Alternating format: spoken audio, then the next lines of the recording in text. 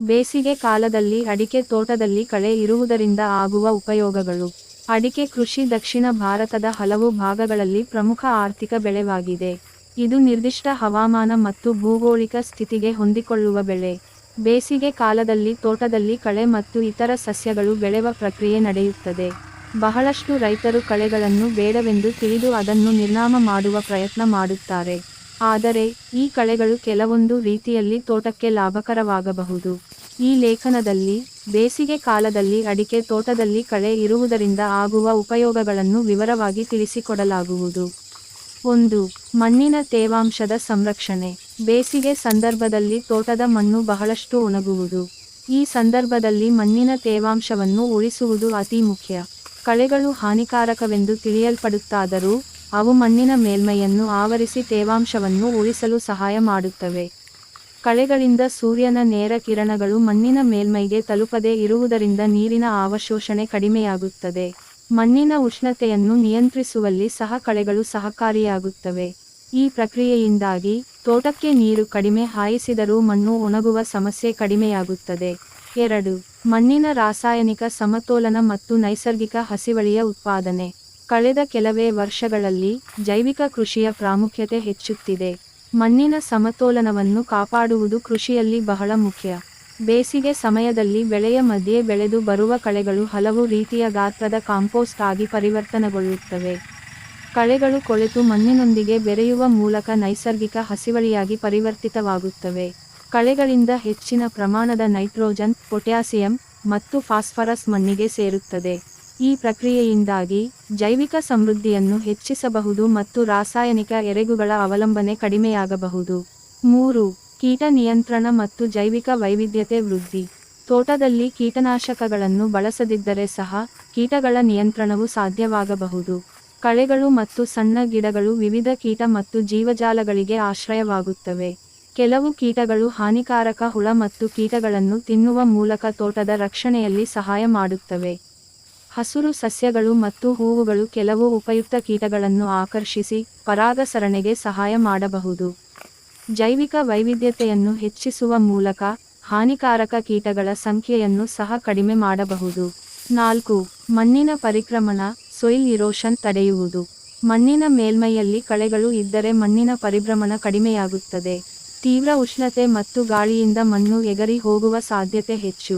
ಕಳೆಗಳು ಮಣ್ಣಿನ ಮೇಲ್ಮೈಗೆ ಒಂದು ಜೈವಿಕ ರಕ್ಷಣೆ ನೀಡುವ ಕೆಲಸ ಮಾಡುತ್ತವೆ.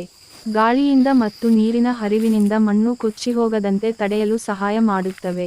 ಮಣ್ಣಿನ ಮೇಲ್ಮೈಯಿನ ಸಣ್ಣ ಕಣಗಳು ತಮ್ಮ ಸ್ಥಾನದಲ್ಲಿ ಉಳಿದುಕೊಳ್ಳುವುದರಿಂದ ತೋಟದ ನೈಸರ್ಗಿಕ ಸಮತೋಲನ ಉಳಿಯುತ್ತದೆ. 5. ಹುಲ್ಲು ಮತ್ತು ಮಣ್ಣಿನ ಆರೋಗ್ಯಕರತೆಯನ್ನು ಕಾಪಾಡುವುದು.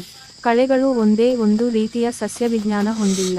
ತೋಟದಲ್ಲಿ ಬೆಳೆಯುವ ಕಳೆಗಳು ಪ್ರಾಕೃತಿಕವಾಗಿ ವಿವಿಧತೆಯನ್ನು ಹೊಂದಿರುತ್ತವೆ. ಇವು ಕೆಲವೊಂದು ಸೂಕ್ಷ್ಮ ಜೀವಿಗಳು ಮತ್ತು ಬ್ಯಾಕ್ಟೀರಿಯಾಗಳನ್ನು ಬೆಳೆಸಲು ಸಹಕಾರಿಯಾಗುತ್ತವೆ. ಕೆಲವು ಕಳೆಗಳು ಮಣ್ಣಿನ ಆರೋಗ್ಯವನ್ನು ಸುಧಾರಿಸುತ್ತವೆ, ಮಣ್ಣಿನ ಸೂಕ್ಷ್ಮ ಜೀವಿಗಳನ್ನು ಬೆಳೆಸುತ್ತವೆ. ಮಣ್ಣಿನ ಜೀವಾಣುಗಳು ಮತ್ತು ಕೀಟಗಳು ಪರಸ್ಪರ ಕ್ರಿಯೆ ನಡೆಸುವುದರಿಂದ ಮಣ್ಣಿನ ಪೋಷಕಾಂಶಗಳು ಸಮರ್ಪಕವಾಗಿ ಹರಡಿಕೊಳ್ಳುತ್ತವೆ. ಒಣಗಿದ ಕಳೆಗಳು ಹೂರಣವಾಗಿ ಬಳಕೆಯಾಗಬಹುದು, ಇದು ಜೈವಿಕ ಪರಿಪಾಠವನ್ನು ಉತ್ತೇಜಿಸುತ್ತದೆ. 6. ನೀರಿನ ಖರ್ಚು ಕಡಿಮೆ ಮಾಡುವುದು. ತೋಟದಲ್ಲಿ ನೀರಿನ ನಿರ್ವಹಣೆ ಬಹಳ ಮುಖ್ಯ. ಬೇಸಿಗೆ ಸಮಯದಲ್ಲಿ ನೀರಿನ ಕೊರತೆ ಉಂಟಾಗಬಹುದು. ಕಳೆಗಳಿಂದ ತೋಟದ ಮಣ್ಣಿನಲ್ಲಿ ನೀರಿನ ಹಾನಿ ಕಡಿಮೆಯಾಗುತ್ತದೆ. ನೀರಿನ ತಕ್ಷಣದ ಅವಶೋಷಣೆ ಕಡಿಮೆಯಾಗುವ ಮೂಲಕ ತೋಟಕ್ಕೆ ನೀರು ಕೊಡುವ ಅವಶ್ಯಕತೆಯು ಕಡಿಮೆಯಾಗುತ್ತದೆ. ನೀರಿನ ಮಿತವ್ಯಯವಾದ ಬಳಕೆಯಿಂದ ಕೃಷಿಯ ಉಳಿತಾಯ ಹೆಚ್ಚುತ್ತದೆ. 7. ಪ್ರಾಕೃತಿಕ ಗೊಬ್ಬರದ ಮೂಲವಾಗಿ ಕಾರ್ಯನಿರ್ವಹಿಸುವುದು. ಕಳೆಗಳನ್ನು ಕತ್ತರಿಸಿ ತೋಟದಲ್ಲಿಯೇ ಹಾಗೆ ಬಿಡುವುದರಿಂದ ಅವು ಕೊಳೆತು ಒಳ್ಳೆಯ ಜೈವಿಕ ಗೊಬ್ಬರವಾಗಿ ಪರಿವರ್ತಿತವಾಗಬಹುದು. ಕಳೆಗಳಿಂದ ಲಭ್ಯವಾಗುವ ಕಾರ್ಬನ್ ಮತ್ತು ಇನ್ನಿತರ ಪೋಷಕಾಂಶಗಳು ಮರಗಳಿಗೆ ಪೂರಕವಾಗುತ್ತವೆ. ಈ ಜೈವಿಕ ಗೊಬ್ಬರಗಳು ತೋಟದ ಬೆಳವಣಿಗೆಯನ್ನು ಹೆಚ್ಚಿಸುತ್ತವೆ ಮತ್ತು ಬೆಳೆಗೆ ಆರೋಗ್ಯಕರತೆಯನ್ನು ತರುತ್ತವೆ. ಕೀಟನಾಶಕಗಳ ಬಳಕೆಯನ್ನು ಕಡಿಮೆ ಮಾಡುವ ಮೂಲಕ ಪರಿಸರ ಸ್ನೇಹಿ ಕೃಷಿ ಅನುಸರಿಸಬಹುದು. 8. ಹಸಿ ಆಹಾರ ಶೃಂಗಾರವಾಗಿ ಬಳಸುವ ಅವಕಾಶ. ಕೆಲವು ಕಳೆಗಳು ಆಹಾರಕ್ಕಾಗಿ ಸಹ ಬಳಸಬಹುದಾದವ್ಯಾಗಿದೆ. ಕಳೆಗಳಲ್ಲಿ ಕೆಲವು ಔಷಧೀಯ ಗುಣಗಳನ್ನು ಹೊಂದಿರುವುದರಿಂದ ಅವು ಆಯುರ್ವೇದದಲ್ಲಿ ಉಪಯೋಗವಾಗಬಹುದು. ಹಸಿ ಆಹಾರ ಮತ್ತು ಸಸ್ಯಾಹಾರಿ ಆಹಾರ ಪ್ರಿಯರಿಗೆ ಈ ಕಳೆಗಳಿಂದ ಪೌಷ್ಟಿಕತೆಯು ಲಭ್ಯವಾಗಬಹುದು. ನಿಬಂಧನೆಗಳು ಮತ್ತು ಗಮನಿಸುವ ಅಂಶಗಳು. ಎಲ್ಲ ಕಳೆಗಳು ಲಾಭಕರವಾಗುವುದಿಲ್ಲ. ಕೆಲವು ಕಳೆಗಳು ಅಡಿಕೆ ಮರಗಳಿಗೆ ಪೋಷಕಾಂಶಗಳನ್ನು ನಿರ್ವಹಿಸಲು ತೊಂದರೆ ಉಂಟುಮಾಡಬಹುದು. ತೋಟದಲ್ಲಿ ಹಾನಿಕಾರಕ ಕಳೆಗಳು ಹಬ್ಬದ ಮುನ್ನವೇ ಅವುಗಳನ್ನು ನಿರ್ವಹಿಸುವುದು ಸೂಕ್ತ. ಕೀಟನಾಶಕಗಳ ಬಳಕೆಯನ್ನು ಕಡಿಮೆ ಮಾಡುವ ಪ್ರಯತ್ನ ಮಾಡಬೇಕು. ನಿಷ್ಕರ್ಷೆ: ಬೇಸಿಗೆ ಕಾಲದಲ್ಲಿ ಅಡಿಕೆ ತೋಟದಲ್ಲಿ ಕಳೆಗಳನ್ನು ಸಂಪೂರ್ಣವಾಗಿ ತೆಗೆಯುವುದು ಯಾವಾಗಲೂ ಲಾಭಕರವಲ್ಲ. ಅವುಗಳು ತೋಟದ ಆರೋಗ್ಯ, ಪರಿಸರ ಮತ್ತು ಕೃಷಿ ಉತ್ಪಾದಕತೆಯನ್ನು ಸುಧಾರಿಸುವಲ್ಲಿ ಪ್ರಮುಖ ಪಾತ್ರ ವಹಿಸುತ್ತವೆ. ಸಮರ್ಥ ನಿರ್ವಹಣೆ ಮತ್ತು ಸೂಕ್ತ ಜೈವಿಕ ಕ್ರಮಗಳ ಮೂಲಕ ರೈತರು ಈ ಪ್ರಾಕೃತಿಕ ಸಂಪತ್ತನ್ನು ಸದ್ಬಳಕೆ ಮಾಡಿಕೊಳ್ಳಬಹುದು.